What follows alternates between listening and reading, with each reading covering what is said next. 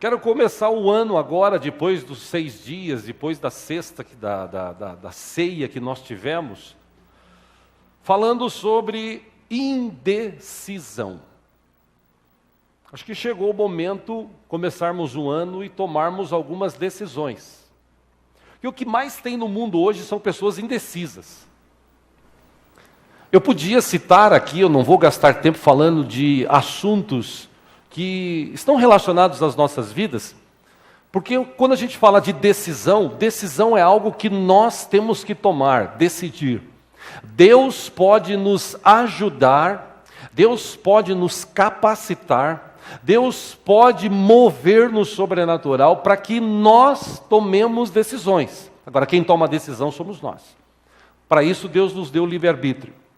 Quando nós somos maiores de idade ou menores de idade, quando nós temos decisões nas nossas vidas, durante as nossas vidas para tomar, geralmente pessoas mais velhas nos aconselham, a gente assiste ou ouve outras pessoas trazendo informações para nos ajudar a tomar decisões.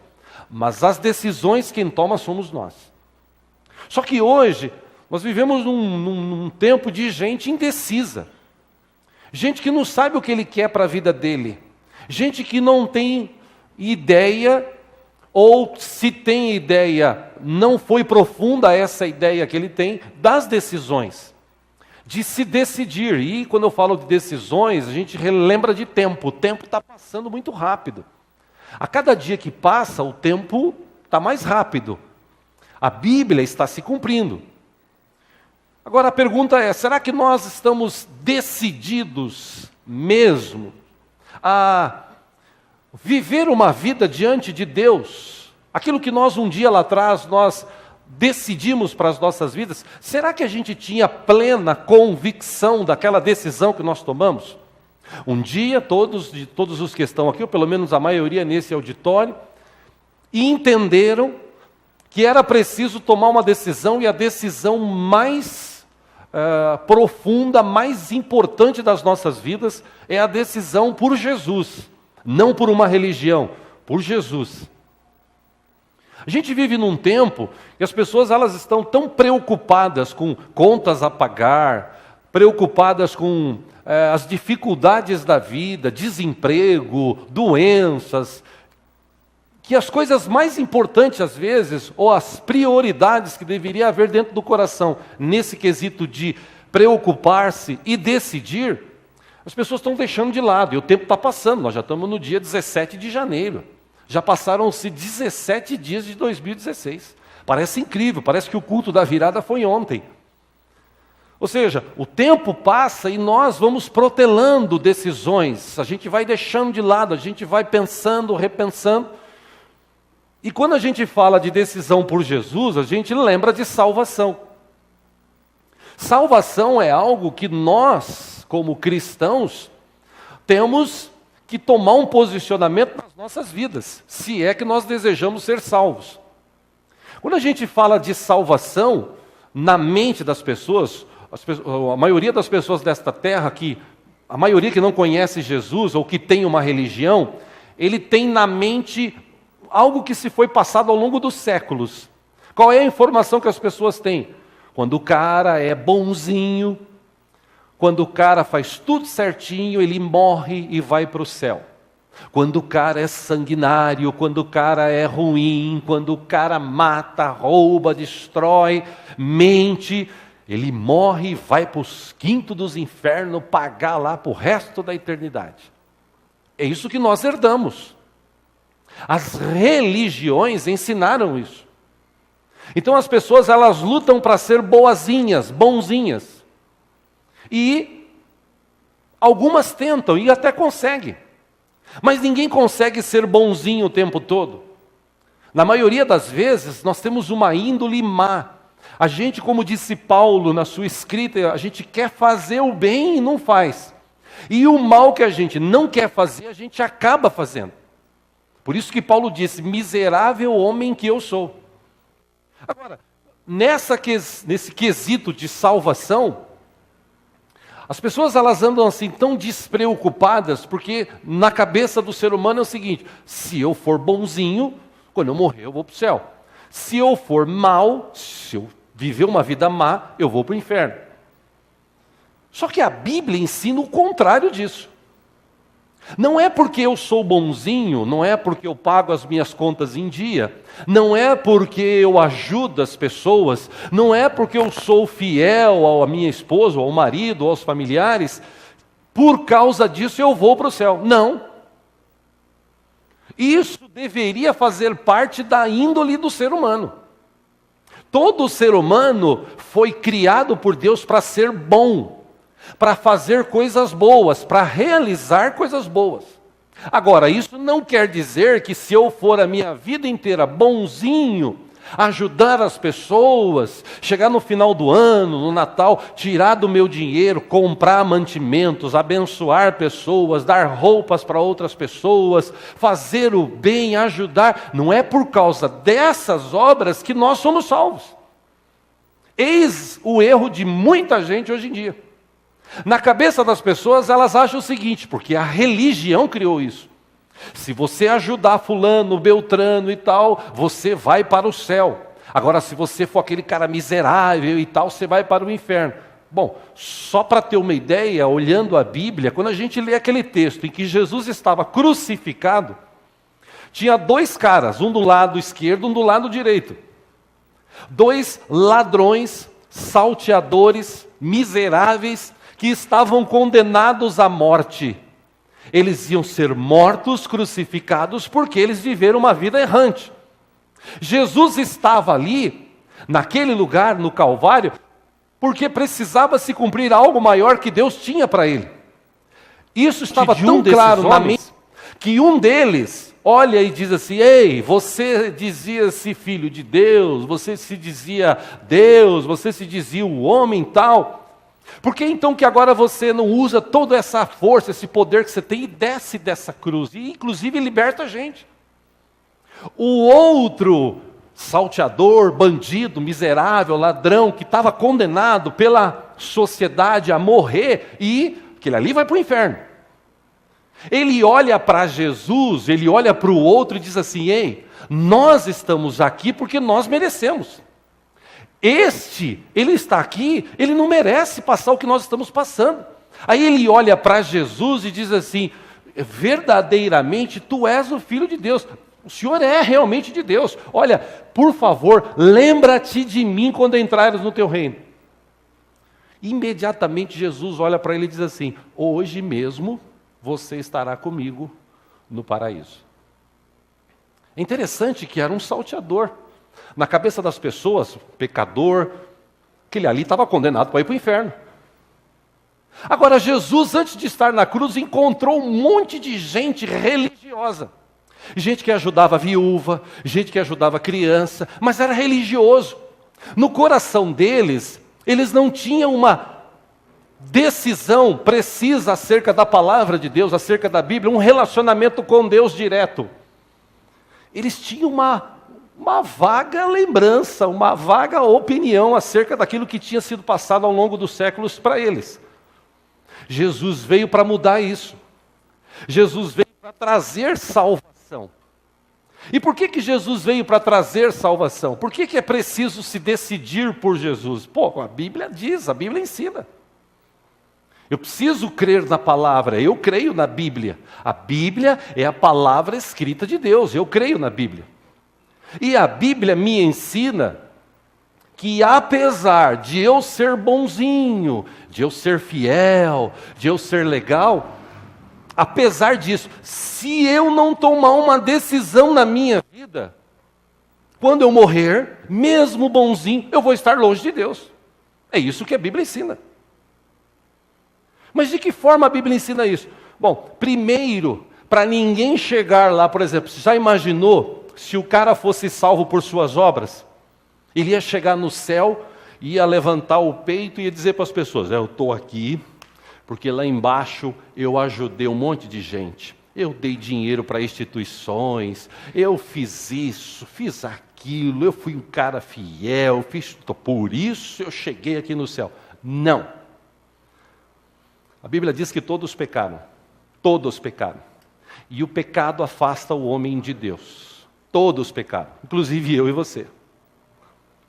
Por isso que Paulo, escrevendo à igreja de Efésios capítulo 2, você que tem condição de anotar e quiser anotar, versículo 8 e 9, Paulo escreveu o seguinte: vocês são salvos pela graça, por meio da fé, e isto não vem de vocês, isto é dom de Deus. E ele ainda complementa dizendo, e não por obras, para que ninguém se glorie. Ou seja, eu sou salvo por quê? Porque Deus teve misericórdia de mim, Jesus, Deus se destituiu do seu trono, veio, viveu nesta terra como homem, morreu, ao terceiro dia ressuscitou, tem todo o poder nos céus e na terra, e Deus aceitou o sacrifício dele.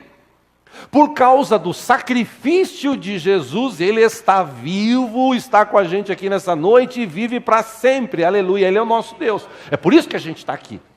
Então, Paulo está dizendo para a igreja de Éfeso, gente, nós somos salvos pela graça. Não é para ninguém dizer que faz obras boas ou é bonzinho e foi salvo, não, porque todos pecaram. É preciso reconhecer que nós somos pecadores. É preciso reconhecer que nós precisamos de salvação. Por isso que Paulo escreveu para a igreja de Roma, Romanos capítulo 3, versículo 23, ele diz, todos pecaram e estão destituídos da glória de Deus, sendo justificados gratuitamente por sua graça, por meio da redenção que há em Cristo Jesus. Ou seja, nós somos salvos pela graça de Deus. Se não fosse a graça de Deus, nós não estaríamos aqui. Por isso que quando eu ouço aqueles programas, por exemplo, tem programas de esporte, ou programas de alguns apresentadores, que quando eles dizem assim, pô, aquele cara jogador, jogou bem, foi bonzinho, assim assado, está jogando no time lá do céu, está lá no céu agora. Esses dias morreu um conhecido cantor de rock, né? E esse cara era famoso, tal, morreu. Aí eu estava assistindo um programa, o apresentador disse, nossa, ele, mas fulano, Beltrano, Cicrano, está tudo lá no céu, numa grande banda. Acho que Deus está com a cabeça cheia, porque era tudo roqueiro, os caras devem estar fazendo um rock lá. Essa é a mentalidade das pessoas. Enquanto isso, se você assiste o programa do Datena, quando ele vê um cara que é um crápula, ele fala assim, isso aí tem que ir para o inferno, pagar os pecados dele lá e morrer. Sangue ruim. É essa mentalidade que a gente tem. Bonzinho vai para o céu, o mal, o ruim vai para o inferno. Agora, se esse mal, se esse ruim, como o ladrão da cruz, no momento final, reconhecer Jesus como Salvador, reconhecer que é um pecador e que precisa da graça de Deus, Deus não vai rejeitá-lo, Deus vai salvá-lo. E é isso que o ser humano não entende. Por isso que tem muita hoje briga, discussão e indecisão das pessoas em relação a religião. Por isso que eu não gosto de religião. Por isso que eu falo de Jesus. Porque Jesus não trouxe religião, Ele trouxe um estilo de vida. Jesus não enfiou goela abaixo nada na vida das pessoas. Ao contrário disso, Jesus disse, se você quiser me seguir, tem algumas coisas. Se você quiser, você não é obrigado. É preciso reconhecer que só em Jesus existe salvação. Por que só em Jesus existe salvação? Porque Ele mesmo disse. Está em João capítulo 14, versículo 6. Jesus disse, eu sou o caminho, a verdade e a vida. Ninguém vem ao Pai a não ser por mim. Em 1 Timóteo capítulo 2, Paulo escrevendo a Timóteo disse, só há um Deus e um só mediador entre Deus e os homens, o homem Jesus Cristo, o qual se entregou a si mesmo como resgate por todos. Ou seja, só tem um mediador entre Deus e os homens, a saber, Jesus, não tem outro. Ah, mas a Bíblia está dizendo isso e aquele livro diz outra coisa. Bom, o livro pode dizer outra coisa. Eu creio na Bíblia, porque a Bíblia é o único livro que foi escrito há milhares de anos e cada dia que se passa se cumpre tudo que está escrito aqui. A Bíblia diz que ia chegar ao fim do tempo, a Bíblia diz que haveriam terremotos, guerras, rumores de guerras, pestes, fomes. A Bíblia diz que o coração do homem ficaria cada vez mais distante de Deus e ela está se cumprindo a cada dia. Por isso que eu creio na Bíblia. Ah, mas eu prefiro não crer na Bíblia, eu prefiro crer naquilo que me ensinaram, naquilo que me trouxeram. Beleza, você pode crer no que você quiser. Eu estou só te dando argumentos bíblicos para você entender que é preciso você tomar uma decisão na sua vida. Ponto. Agora, se você não quiser tomar, Deus te abençoe. É preciso tomar essa decisão enquanto a gente está vivo. Porque depois que a gente morre, já era, morreu, acabou. Enquanto estamos vivos, tem esperança, Deus está trabalhando, Deus está movendo para que a gente possa tomar essa decisão. Agora, se você falar assim, não, eu não quero, eu prefiro ficar do jeito que eu estou, beleza. Depois não diga que ninguém te avisou. E Jesus falou sobre isso, Mateus 16, Jesus disse, quem crer e for batizado será salvo, mas quem não crer será condenado. É simples de entender. E interessante que, como eu disse, para tomar essa decisão, eu comecei falando sobre decisões, algumas decisões que nós tomamos na nossa vida, a gente precisa pensar bastante. Principalmente a decisão mais importante de nossas vidas. Receber Jesus como Senhor e Salvador. Porque não é uma decisão que eu tomo aqui e amanhã eu repenso e como muitos saem da presença de Deus, largam o Evangelho, porque hoje se ensina nas igrejas que você tem que ir na igreja cobrar a Deus, você tem que ir na igreja pedir para Deus, você tem que ir na igreja determinar o que Deus tem que fazer, você tem que fazer sacrifício, você tem que fazer isso, você tem que fazer aquilo, para você ser abençoado, para você ter uma vida abençoada nessa terra, você precisa fazer tudo isso. Então a pessoa fala, bom, se esse é o caminho, eu vou lá na igreja e vou aceitar esse Jesus. Estão falando que Jesus paga a conta de todo mundo. Estão falando que Jesus cura todo mundo, estão falando que Jesus faz coisas tremendas, arruma um mino, arruma uma mina, Jesus faz de tudo, e Ele faz, mas Ele faz como Ele quer, na hora que Ele quer, e quando Ele quer, não do jeito nosso. Esqueceram de falar isso para as pessoas. Aí elas vão para a igreja e tomam uma decisão, não, eu quero esse Jesus. Só que o tratar de Jesus, a decisão que nós tomamos por Jesus é uma decisão que vai influenciar o nosso presente e o futuro, principalmente. Até o fim de nossas vidas, e toda vez que eu falo desse assunto eu me lembro, que quando eu assumi a igreja aqui, em 2003, eu disse para alguns obreiros irmãos, eu disse, gente, nós não estamos aqui assumindo a igreja, o pastor Ailton deve lembrar disso, nós não estamos aqui, eu não estou assumindo a igreja, a gente não está fazendo uma igreja para daqui 5 anos, 10 anos, para ver se vai dar. Não, aqui só se Deus não quiser, é para o resto de nossas vidas. A gente vai estar junto, vou ver teus filhos crescerem, vocês vão ver os meus, vou ver os netos de vocês vão ver os meus, a gente vai estar orando, apresentando um ou outro aqui, orando até o fim da vida, ponto. Não é um negócio assim, vamos se unir para ver se dá certo, se não der certo, cada um vai para o seu canto. Não, é uma decisão que é para o resto da vida. A não ser que Deus mude, Deus diga assim, olha, eu quero que você agora vá pregar numa outra igreja, num outro país, num outro estado, Deus é que sabe. Mas enquanto Deus não falar isso, a gente está junto pro resto da vida. Pelo menos para mim é assim. E a gente está chegando em 20 anos, durante esses 20 anos passaram muitas pessoas por aqui que ao longo dos anos foram desistindo. Agora, tem gente aqui que está desde o começo. Tem gente que se chegou e está há 15, 16, 18. Tem gente que está há 10, tem gente que está há 5, tem gente que está há 4, tem gente que está há 2 anos, tem gente que está há 1 ano, pelo menos nesse tempo está firme. É uma decisão que a gente tem que pensar muito bem.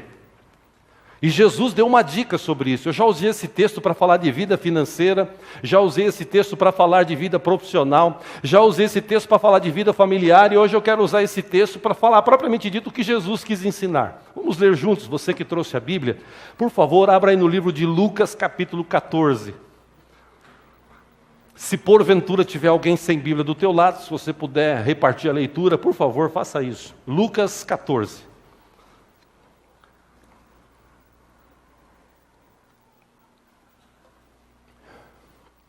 Glória a Deus, Deus é bom.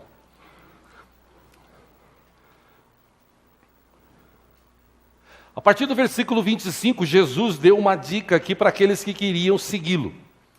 Lembre-se, a gente já falou sobre isso aqui, sempre tivemos multidões seguindo Jesus. A Bíblia está sempre relatando, uma multidão seguia Jesus. E tinha mesmo, agora discípulos mesmo eram poucos. Porque na hora do vamos ver, muita gente desistia, é simples de se entender, a Bíblia fala sobre isso. E Lucas 14, 25, diz o seguinte, uma grande multidão ia acompanhando Jesus.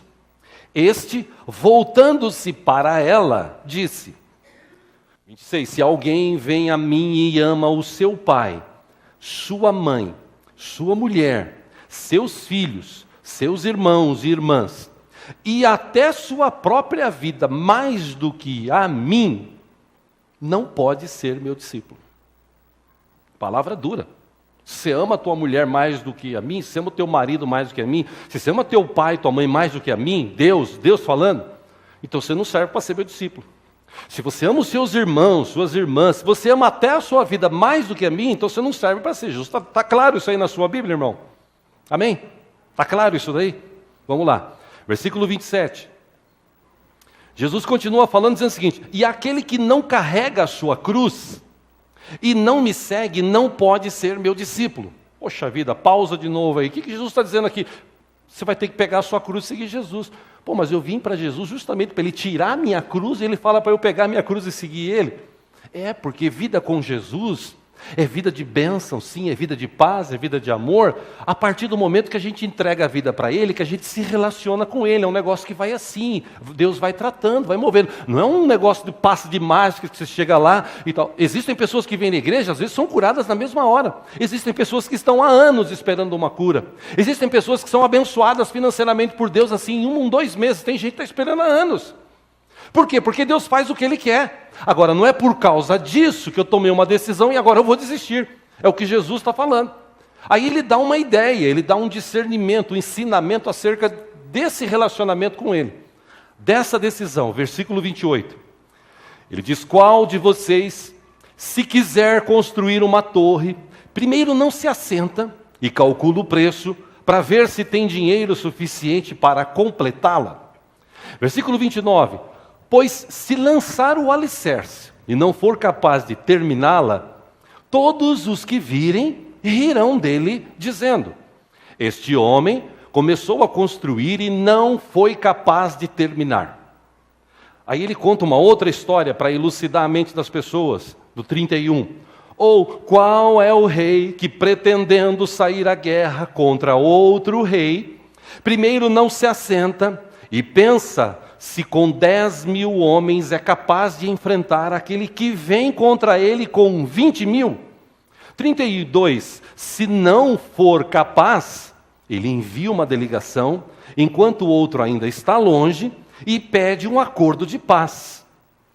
Depois dessas 2 histórias, 33, Jesus fecha dizendo: da mesma forma, qualquer de vocês que não renunciar a tudo o que possui, não pode ser meu discípulo. 34 ele diz: o sal é bom. E ele, no capítulo 6 de Mateus, ele comparou, a Cristina falou sobre isso há pouco na ministração do louvor, Jesus comparou eu e você como o sal da terra e a luz do mundo. Ou seja, nós fomos chamados por Deus em Cristo Jesus para iluminar a vida das pessoas e para trazer sabor na vida das pessoas. Nós. Por isso que Ele quer nos tratar para a gente ser isso, porque no mundo hoje é difícil você encontrar isso. Nesse texto, Jesus está dizendo: o sal é bom. Versículo 34. Mas se ele perder o sabor, como restaurá-lo? 35. Não serve nem para o solo, nem para adubo. É jogado fora. Tipo assim, não serve. Aí ele termina dizendo: aquele que tem ouvidos para ouvir, ouça. Meus irmãos, enquanto a gente estiver nessa terra, a gente precisa seguir firme. A gente precisa olhar para Jesus, a gente precisa caminhar olhando para o Senhor. E eu já falei aqui várias vezes e vou continuar falando, repito hoje e vou continuar falando sempre que Deus me lembrar. Não importa o jeito que você e eu começamos, o que importa é o jeito que a gente termina. Porque tem muita gente que começa bem, toma uma decisão e no meio do caminho ele desiste, ele se afasta. Por quê? Porque Jesus disse no outro texto que o mundo ia chamar a pessoa. Jesus disse que neste tempo que a gente está vivendo, as pessoas elas olhariam muito, o mundo seria muito atrativo, as pessoas estariam sempre dispostas mais para o mundo e menos dispostas para Deus. É fato, isso qualquer psicólogo explica, qualquer livro de psicologia explica. Quando você está numa dificuldade, num problema, você busca ajuda. E geralmente as pessoas buscam ajuda em tudo quanto é religião. Quando elas não conseguem ajuda, elas vão atrás de Jesus. E Jesus, ele traz sim liberdade, Jesus traz sim paz, Jesus muda a vida sim. Mas é uma decisão que eu tomo, não é só para resolver os meus problemas e ir embora. Porque no passado, por exemplo, Jesus encontrou 10 leprosos, ele curou os 10. Só um voltou para agradecer e dizer: eu estou aqui, quero te servir. O resto, quando recebeu a cura, ele falou: agora que eu estou curado, eu vou viver minha vida. Quantas pessoas chegaram na igreja, aceitaram Jesus? Eu reconheço, eu sou pecador, realmente eu preciso de Deus, e o único jeito de eu falar com Deus é Jesus, então eu quero esse Jesus na minha vida e tal. Aí Jesus vem, transforma, muda, melhorou um pouquinho, ele vaza, ele se afasta, ele tipo assim: eu vou viver minha vida. Quantas pessoas que estão dentro da igreja, que aceitaram Jesus, estão com um pé em Cristo e um pé no mundo? A mente dele no domingo, ele vem na igreja, ele pede perdão, ele pede misericórdia, ele canta, ele louva. Na segunda, no resto da semana, ele pinta, ele borda, ele faz coisas terríveis, imoralidade sexual, mente, engana. Aí chega no outro domingo, ele vem com aquela cara de santo: ah, Deus, tem misericórdia, Senhor, eu quero te amar, te adorar. Aí chega na segunda-feira, faz a mesma coisa. Tem gente que começa bem e termina mal. E quando a gente tomou uma decisão, essa decisão que nós tomamos por Jesus, como eu disse, foi a decisão e é a decisão mais importante das nossas vidas. Por isso que Jesus falou, e no subtítulo do texto que nós lemos, está escrito assim: o preço do discipulado. Você quer pertencer a uma multidão que seguia Jesus por aquilo que ele fazia? Ou você quer se tornar discípulo de Jesus? Porque se você quiser se tornar discípulo de Jesus, se você tomou essa decisão, Jesus disse: antes de você tomar a decisão, senta e calcula. Ele deu o exemplo. Você vai construir uma casa, por exemplo, um salão como esse. Para construir um salão como esse, eu preciso ter a terra, eu preciso comprar cimento. Quanto que vai de cimento, quanto que vai de areia, quanto que vai de cal, quanto que vai de bloco, quanto que vai de cano, quanto que vai de telha, quanto que vai de ferro, quanto que vai de coluna, quanto que vai de piso. Eu calculo. Aí, se eu tenho condição, eu falo: eu vou construir o salão. Porque se eu não tiver condição em se meter a construir um salão, vão passar depois e falar assim: pô, aquele cara ali começou a construir um salão e parou, olha lá, parou, tá vendo? Aquele ali, ó. Jesus está usando essa figura de linguagem para comparar aqueles que um dia aceitaram ele como Salvador e desistiram. Aí as pessoas da rua olham e falam assim: ah, aquele ali era crente. Ah, aquele ali também ia na igreja. E por que isso aconteceu? Porque a pessoa não parou para pensar na decisão que ela tomou. É uma decisão que você toma para o resto da sua vida. E isso, meus irmãos, não é de hoje. Tem muita gente, tem muitos exemplos na Bíblia de pessoas que começaram bem e terminaram mal. Existem exemplos na Bíblia de pessoas que começaram bem, terminaram bem. Existem exemplos de pessoas na Bíblia que eram ruins e Deus tratou, curou, libertou e terminaram bem, como muitos de nós que estamos aqui, e pessoas que já passaram por essa igreja, que já estão diante de Deus. Mas a Bíblia está cheia de exemplos de pessoas que começaram bem e terminaram mal. Eu quero, dentro desses exemplos, são muitos, eu pincei um aqui para a gente estudar um pouquinho sobre a vida desse homem. Eu estou falando do rei Saul. Se você trouxe a Bíblia aí, vamos ler juntos um texto em 1 Samuel, capítulo 28. 1 Samuel, capítulo 28. Velho Testamento, abre lá Gênesis, vai indo Êxodo, tal, pá, você vai achar, com muita fé, 1 Samuel 28. Quem tem no celular é só...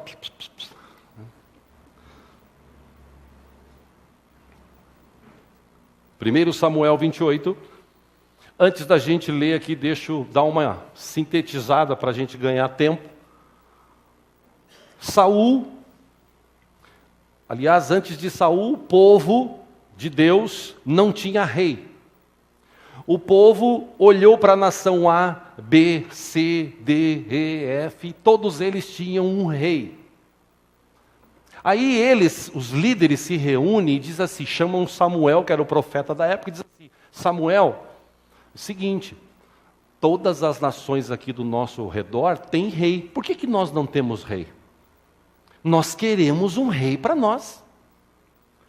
Nós precisamos de um rei para nós queremos ter alguém dominando sobre nós.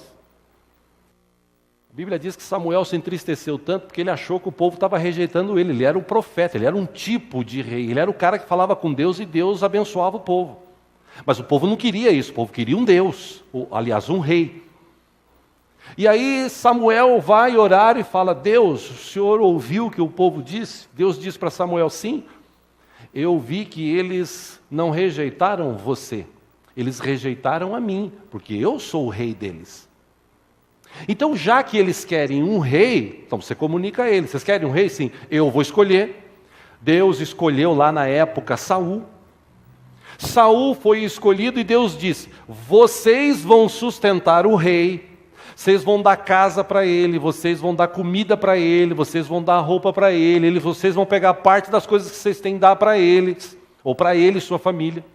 Você, os seus filhos, ou os filhos de vocês serão do exército deles, vocês vão precisar ter um exército, porque até então Deus lutava por eles, Deus dava vitória ou levantava homens e mulheres que cuidavam deles, mas eles não queriam, eles queriam um rei, então agora vocês vão ter o seu rei. E a Bíblia diz que Deus levantou Saul como rei de Israel, primeiro rei de Israel. E ele começou bem como rei, servindo a Deus, adorando ao Senhor, reunindo o povo, falando com o profeta Samuel, falando com os outros sacerdotes que tinham, legal. Só que o tempo foi passando e Saul já não estava mais firme naquela decisão que ele tomou um dia de servir a Deus. Belo dia, diz a história, que Deus fala para ele: pega o exército, vai em tal lugar e extermina aquele povo, aquela cidade, acaba com tudo, mata tudo, homens, mulheres, crianças, tal. Pastor, Deus era cruel assim? Isso aqui é um assunto para uma outra mensagem. Isso que a Bíblia diz. Saul pegou o exército, foi lá, matou tudo. Só que quando ele viu os animais, bons, gordos, saudáveis, ele falou: vou guardar esses animais para fazer um sacrifício para Deus. Eu vou fazer um sacrifício para Deus, porque Deus merece sacrifício. Não vou desperdiçar isso aqui. Aí a história da Bíblia diz que quando ele trouxe aqueles animais, Deus fala com Samuel e diz assim: Saul, ele decidiu me servir, me obedecer, mas ele não quer me obedecer mais, ele me desobedeceu. Então você vai agora e fala para Saul que eu rejeitei ele como rei. Ele não serve para ser rei. Samuel vai até Saul e dá essa informação: Deus disse que ele rejeitou você como rei. Poxa, mas por quê? Porque você desobedeceu a Deus. Deus falou para você fazer algo e você foi lá e fez pela metade. Não, mas eu guardei os animais para fazer sacrifício para Deus. Aí Samuel diz o que Deus falou para ele: Deus não quer sacrifício, Deus quer gente obediente. Por isso que quando eu vejo na televisão os caras falando assim: ei, vem para cá, faz um sacrifício para Deus, sacrifica alguma coisa para Deus, para que Deus vai te abençoar. Eu fico com medo, porque o último sacrifício que foi feito foi Jesus na cruz do Calvário, e a Bíblia diz que quando Jesus morreu, Deus já nos abençoou com toda sorte de bênçãos na dimensão espiritual. Está lá em Efésios capítulo 1, versículo 3. Então quando você ouve falar essas coisas, as pessoas: não, vou fazer sacrifício. Deus não quer sacrifício. Deus quer gente que lhe obedeça. Deus quer gente que tem compromisso com Ele. Deus quer gente que mantém a sua palavra, a sua decisão. E Saul não fez isso. Aí vem a história aqui final. Vamos lá, 1 Samuel 28. Versículo 4. Depois que os filisteus se reuniram, vieram e acamparam em Sunem, enquanto Saul reunia todos os israelitas e acampava em Gilboa. Versículo 5, quando Saul viu o acampamento filisteu, teve medo e ficou apavorado. Versículo 6, ele consultou o Senhor, mas este não lhe respondeu nem por sonhos, nem por Urim, nem por profetas. Pausa. Urim, segundo a história da Bíblia, era um tipo de instrumento que eles tinham, que eles usavam, os profetas e os reis, eles usavam esse instrumento para falar com Deus. Deus falava de 3 formas: pelo profeta, por sonhos ou por esse instrumento chamado Urim. Saul foi nos 3, ele dormiu, Deus não falou. Ele foi procurar profeta, não tinha, porque Samuel já tinha morrido. Aí ele tentou nesse instrumento, não conseguiu. O que ele fez? 7. Saul disse aos seus auxiliares: procure uma mulher que invoca espíritos para que eu a consulte. Eles disseram: existem uma em Endor. Versículo 8, Saul então se disfarçou, vestindo outras roupas, e foi à noite com 2 homens até a casa da mulher. Ele disse a ela: invoque um espírito para mim, fazendo subir aquele cujo nome eu disser. Versículo 9, a mulher, porém, lhe disse: certamente você sabe o que Saul fez. Ele eliminou os médiuns e os que consultam os espíritos da terra de Israel. Por que você está preparando uma armadilha contra mim que me levará à morte? Versículo 10, Saul jurou-lhe, e ainda jurou pelo Senhor.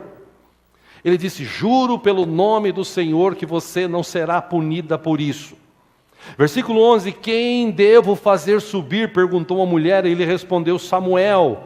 12, quando a mulher viu Samuel, gritou e disse a Saul: por que me enganaste? Tu mesmo és Saul. Aí 13, o rei lhe disse: não tenha medo, só até aí. Que aí se você continuar lendo, você vai ver uma outra história, dá uma outra mensagem. E polêmica ainda. Saul começou bem, servindo a Deus. Teve uma época que ele eliminou todos os cartomantes, todos os que consultavam espíritos, todas aquelas pessoas, né, necromantes inclusive, pessoas que consultavam mortos, ele eliminou. Só que quando a pessoa começa a perder o sentido da vida, de ter um relacionamento com Deus, ele começa a cometer erros. E um desses erros foi a desobediência que ele teve diante de Deus. Ele desobedeceu a Deus, Deus o rejeitou. Aí ele começou a enfrentar dificuldades. A coisa piorou quando Samuel morreu. Samuel era o profeta, e Deus ainda tinha misericórdia, dava umas palavras para Samuel transmitir para Saul. Só que Samuel morreu. Aí Deus deixou de falar com ele, ele ficou perdido.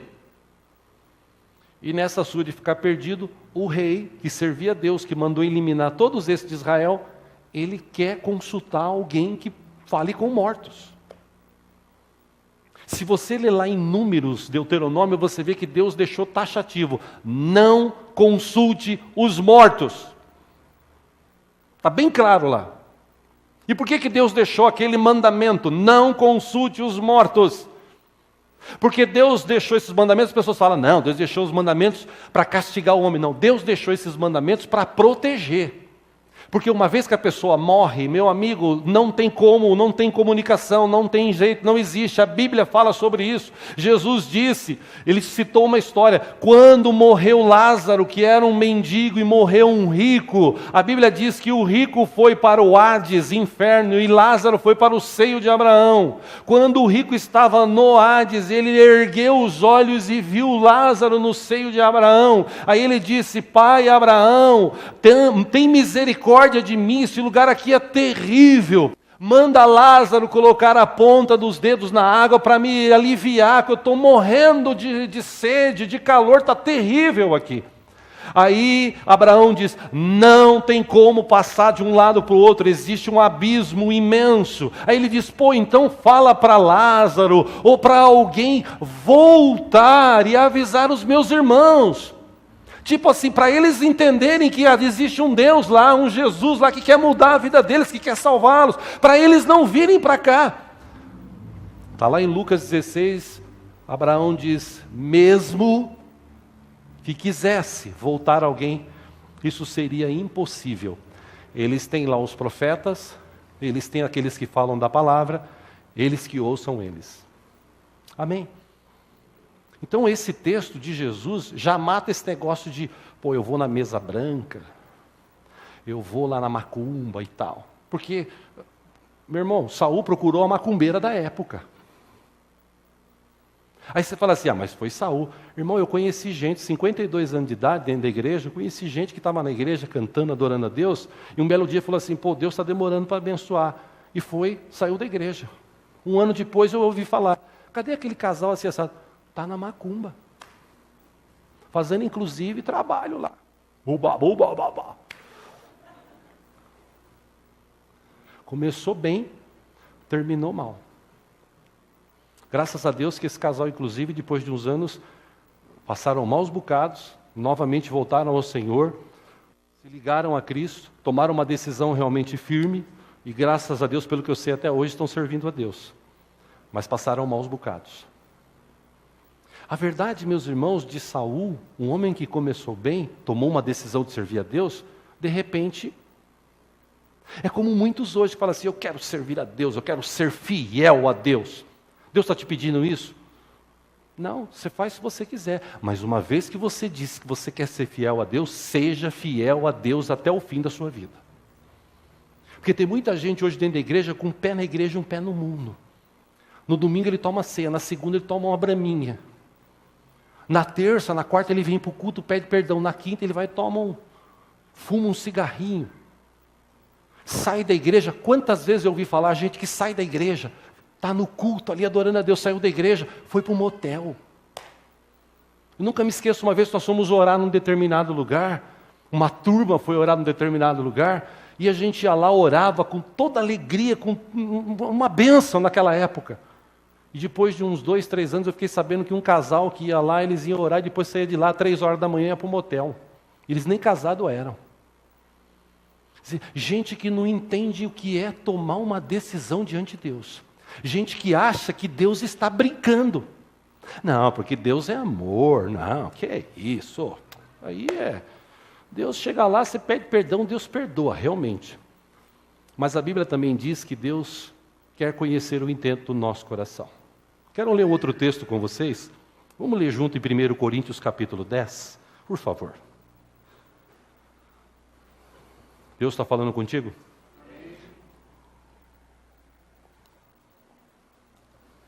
Que bom. 1 Coríntios capítulo 10. Como eu já disse aqui, repito, Paulo estava preso e ele recebia consultas. Uma dessas consultas era do dirigente, o líder, o pastor, que estava na igreja de Corinto. Corinto era uma cidade portuária, tinha muita prostituição, muito roubo. Algumas daquelas mulheres prostitutas se converteram, foram para a igreja. Alguns homens daqueles também se converteram, foram para a igreja estava crescendo, e a igreja crescendo, um monte de problema. Gente tomou decisão, não, agora eu quero viver uma vida diante de Deus e tal, beleza, só que o tempo vai passando, e essa decisão vai esfriando. Aí Paulo, na prisão, recebe uma carta, uma consulta, e aí ele responde. O livro de Coríntios é para a igreja de Corinto. Os historiadores pegaram todas essas cartas e subdividiram elas. 1 Coríntios, 2 Coríntios, capítulo 1, 2, 3, 4, 5. Não é que ele escreveu Coríntios, capítulo 1, tal, não. Ele escreveu cartas. Aí os historiadores que montaram a Bíblia, eles definiram assim. Então, Paulo está respondendo às questões que estavam acontecendo na igreja de Corinto. E uma das questões que estava acontecendo era essa. Pessoas que tinham tomado uma decisão por Jesus, só que o tempo estava passando, eles estavam com um pé no mundo e um pé na igreja. Ele responde, 1 Coríntios 10, versículo 1. Porque não quero, irmãos, que vocês ignorem o fato de que todos os nossos antepassados estiveram sob a nuvem e todos passaram pelo mar.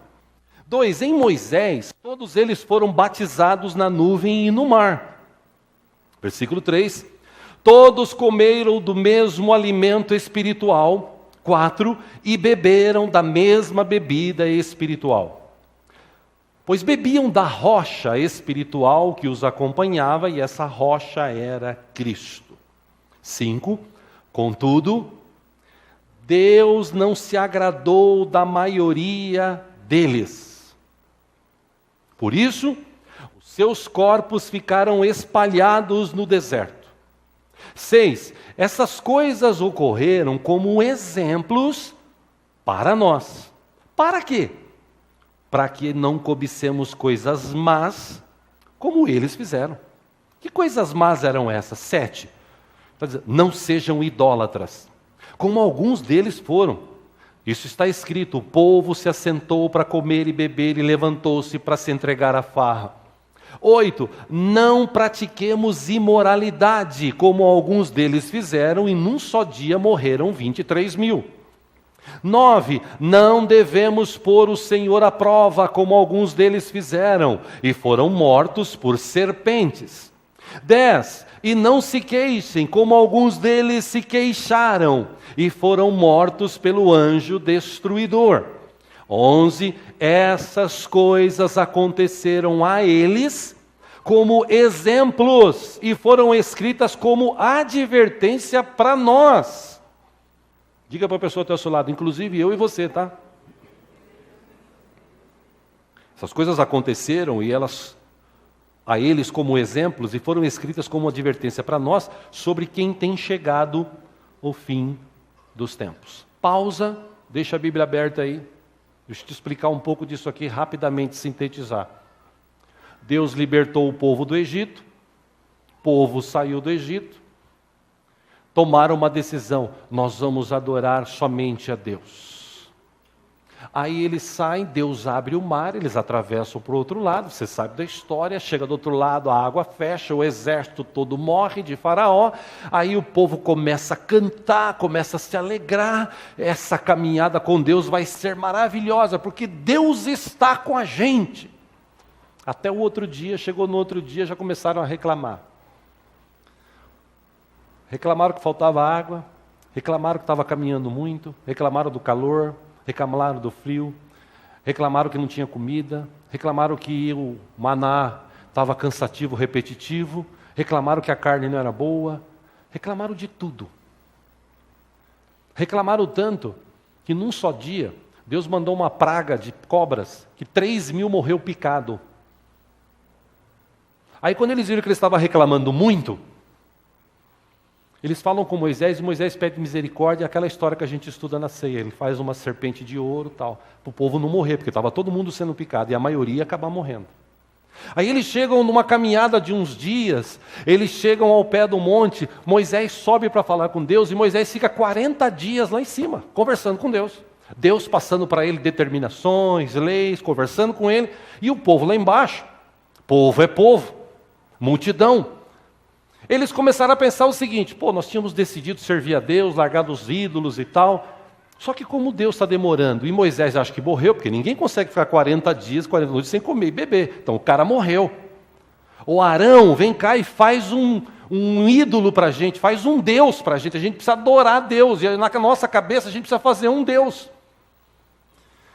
Arão pede para eles trazerem tudo o que eles trouxeram de riqueza, veja que imbecilidade. Trouxeram as riquezas que foram dadas para eles, ouro e tal. Eles pegam, traz tudo, derrete e faz um bezerro de ouro e começa a adorar. Aí a Bíblia diz que já estava quase nos 40 dias, eles começaram uma festa. Moisés começou a descer. No meio do monte, lá embaixo, ele encontra Josué. Continuam descendo, Moisés carregando as 2 tábuas da lei. Aí diz o texto que Josué falou assim: Moisés, está tendo canto lá, deve ser canto de vitória. Falou: não é canto de vitória, não é canto de derrota. É um canto que não agrada a Deus. E quando ele chegou lá embaixo, o que ele viu, tinha muita gente do lado assim, mas tinha um monte bebendo, se prostituindo, vivendo na imoralidade, praticando sexo ilicitamente. Estava um bacanal, popularmente dizendo. A Bíblia diz que quando Moisés viu aquilo, ele pegou as tábuas, jogou e destruiu. E ele deu uma ordem, disse: quem está comigo? Todos os levitas foram para perto de Moisés. E Moisés disse: pega a espada agora e vai e mata um por um desses. Morreu 23.000 naquele dia. Todos os que estavam vivendo imoralidade foram mortos naquele dia.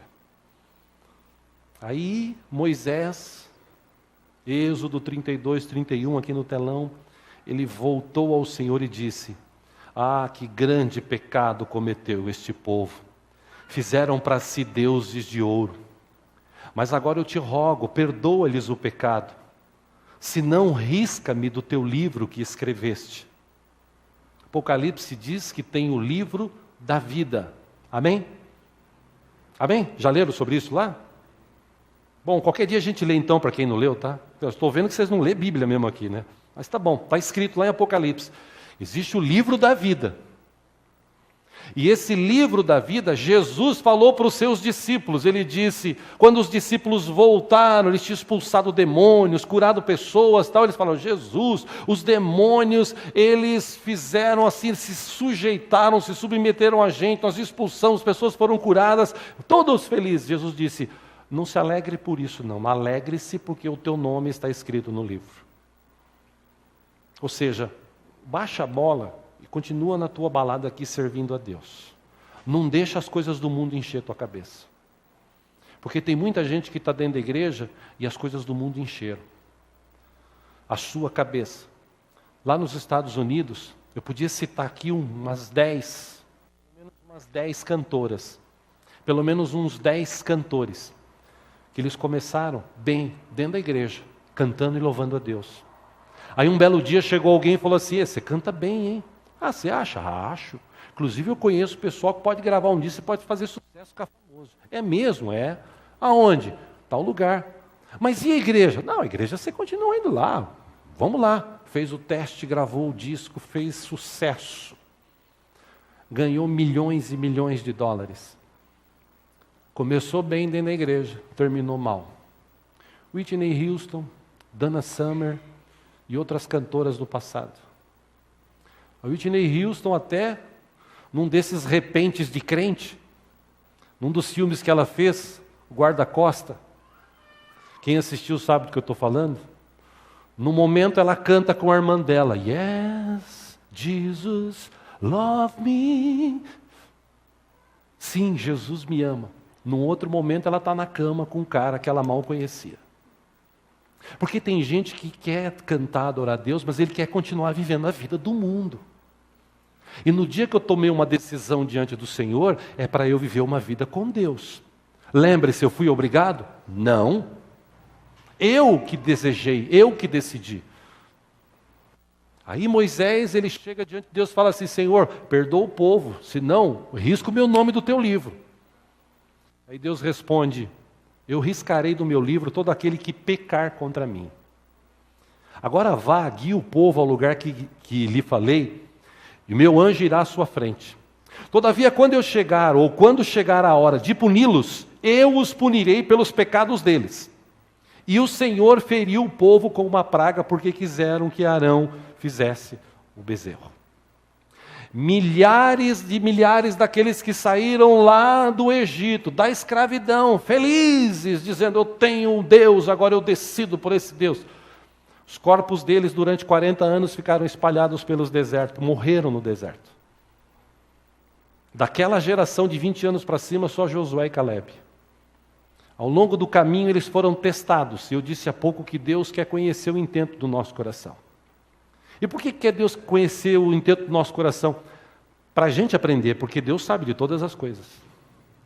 Mas eu preciso aprender qual é o intento do meu coração. Por que eu estou diante do Senhor? Por que eu decidi um dia pelo Senhor? Para viver uma vida assim, um pé na igreja, um pé no mundo, faço isso, faço aquilo. Deus resolveu minha questão financeira, eu zarpei. Deus resolveu a minha saúde, eu fui embora, não voltei. Deus fez as coisas para mim, eu fui embora, mal agradecido. Foi para isso que Deus nos chamou, foi para isso que eu decidi por Jesus. No outro texto, Deuteronômio 8, versículo 2, Moisés disse para o povo, lembrem-se de como o Senhor, o seu Deus, os conduziu por todo o caminho no deserto durante esses 40 anos, para humilhá-los e pô-los à prova, a fim de conhecer suas intenções, se iriam obedecer aos seus mandamentos ou não. 3, assim ele os humilhou e os deixou passar fome. Mas depois os sustentou com o maná que nem vocês, nem os seus antepassados conheciam, para mostrar-lhes que nem só de pão viverá o homem, mas de toda a palavra que procede da boca do Senhor. 4. Roupas de vocês não se gastaram e os seus pés não incharam durante estes 40 anos. 5. Saibam, pois, em seu coração que, assim como um homem disciplina o seu filho, da mesma forma, o Senhor, o seu Deus, os disciplina. Está passando por alguma dificuldade, por algum problema? Deus está tratando a tua vida, está disciplinando para você crescer, para você aprender. Só que o povo não entendeu isso. O povo diz o seguinte, Deus se esqueceu de mim, Deus já era, e ficou reclamando, falando mal. Eu tenho até medo de ficar perto de crente hoje, que tem uns crentes hoje que ele fica assim, pô, vai estar uma desgraça essa vida, né? Pô, Jesus podia vir logo, né? Deus me livre, não vejo a hora de morrer. Oh, meu Deus, tá bom, que desgraça esse país, né? Esse país é uma desgraça, Deus me livre e guarde. Pô, homem, você viu o que aconteceu? Meu, mas tá uma desgraça, até depressão ficar perto de gente assim. E a gente tem que parar e aprender a agradecer mais a Deus e reclamar menos. Acho que quanto menos nós reclamarmos, mais Deus vai nos ajudar. Isso está bem claro nesse texto. Deus queria conhecer o intento do coração deles. E Deus conhece o intento do meu coração e do teu. Aí eu quero voltar agora, volte lá para 1 Coríntios 10, onde eu pedi para você deixar aberto. Já estou encerrando.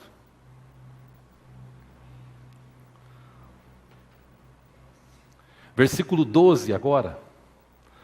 Versículo 11 ele disse, essas coisas que aconteceram lá, morreu 3.000 num dia, 23 no outro, 23.000 no outro, pessoas deram-se a beber, comer, entregaram-se à farra, praticaram imoralidade e tal, foram mortos por serpentes e tal. Essas coisas aconteceram a eles como exemplos e foram escritas como advertência para nós, sobre quem tem chegado o fim dos tempos. 12 agora, 10, 12. Assim, aquele que julga estar firme, cuide-se para que não caia. 13. Não sobreveio a vocês tentação que não fosse comum aos homens. E Deus é fiel. Ele não permitirá que vocês sejam tentados além do que podem suportar. Mas quando forem tentados, Ele mesmo lhes providenciará um escape para que o possam suportar. Ou seja, essa história de a carne é fraca é papo furado. Porque quando você tem relacionamento com Deus, quando você tomou uma decisão, você vai nela até o fim. Porque você tem um acordo, que você fez uma aliança com Deus em Cristo Jesus. Por que muita gente hoje vive momentos difíceis? Estou falando de gente crente.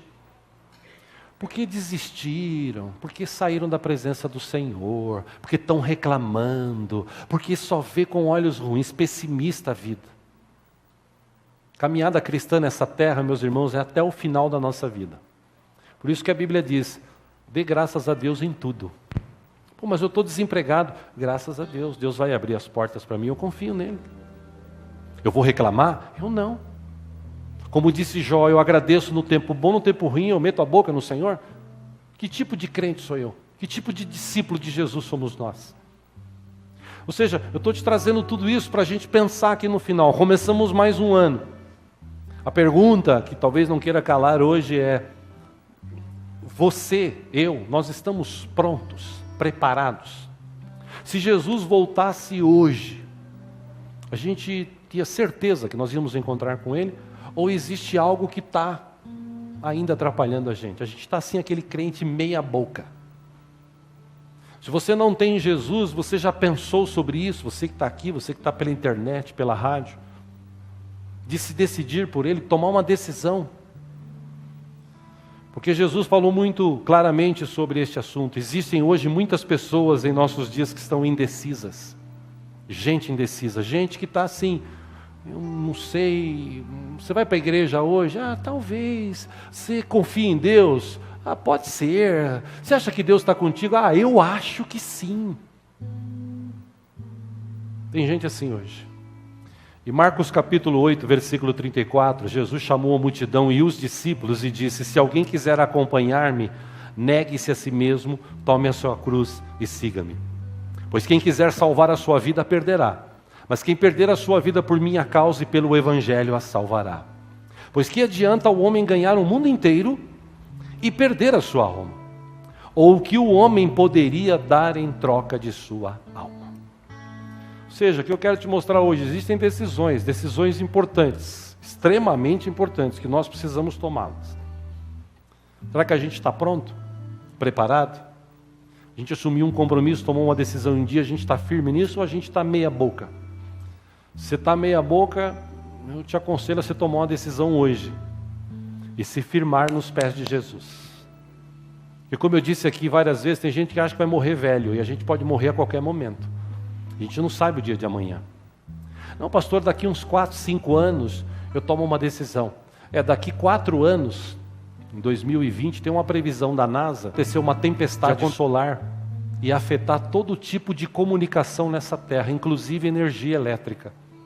Imagina se isso acontecer, um planeta sem energia elétrica e sem poder se comunicar. Que caos será? Isso está previsto pela NASA, um órgão dos Estados Unidos que estuda isso. Já aconteceu em 89, já aconteceu em 2000 e pouco, com pouca intensidade, mas existe uma previsão de acontecer com uma grande intensidade. Bom, até lá eu tenho 4 anos ainda, eu não sei. Se a gente pensar assim... Jesus também falou sobre esse assunto, ele disse, Lucas 12, 20, louco, essa noite te pedirão a tua alma. O que você tem preparado? Para quem será? Ou seja, você está mesmo ligado com o Senhor ou você está assim, eu estou empurrando com a barriga, estou ainda aí. Jesus deu esse exemplo dizendo o seguinte, o cara construiu isso, ele falou, eu vou agora curtir isso. Mas nessa noite vão pedir a tua alma, e quem vai ficar com isso daí que você fez? O apóstolo Pedro, para encerrar aqui, ele usou de uma escrita que ele deixou, falando para os falsos profetas. Ele disse que haveriam muitos falsos profetas no final dos tempos. Muita gente mentirosa.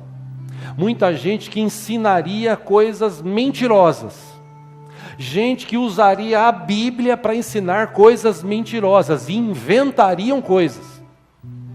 E ele escreveu no final desse texto algo que pode ser usado para esses falsos profetas, mas também pode ser usado para aqueles que um dia conheceram Jesus, tomaram uma decisão e desistiram. 1 Pedro 2,20 ele disse, se tendo escapado das contaminações do mundo por meio do conhecimento de nosso Senhor e Salvador Jesus Cristo, encontram-se novamente nelas enredados e por elas dominados, estes estão em pior estado do que no princípio. Teria sido melhor que não tivessem conhecido o caminho da justiça, Jesus, do que depois de o terem conhecido, voltarem as costas para o seu santo mandamento que lhes foi transmitido. Isso aconteceu com o povo que saiu do Egito. Versículo 22, confirma-se neles o que é verdadeiro o provérbio, ou que é verdadeiro aquele provérbio que diz, o cão volta ao seu vômito, e ainda a porca lavada volta a revolver-se. Ou seja, tem gente que tomou uma decisão, mas o tempo chegou. O que ele fez? É aquela história do cachorro. Ele come, aí ele vomita, procura coisa melhor, não encontra, volta e compra o próprio vômito. Essa é a comparação que Pedro diz que vai acontecer com aqueles que tomaram uma decisão um dia e largaram Jesus. Por isso que Jesus falou, senta e calcula. A decisão que você está tomando é para o resto da sua vida. Amém? Eu tenho para te dizer hoje, você está pronto, preparado? Chega de indecisão. Chegou o momento de se decidir. Somos ou não somos discípulos de Cristo? Se nós somos discípulos de Cristo, se você é um discípulo de Cristo, o último texto está em Apocalipse 22, 11. Jesus disse, continue injusto a praticar injustiça, continue imundo na imundícia. Continue o justo a praticar justiça e continue o santo a santificar-se. O que você decide? Vamos orar por isso. Fique em pé, em nome de Jesus.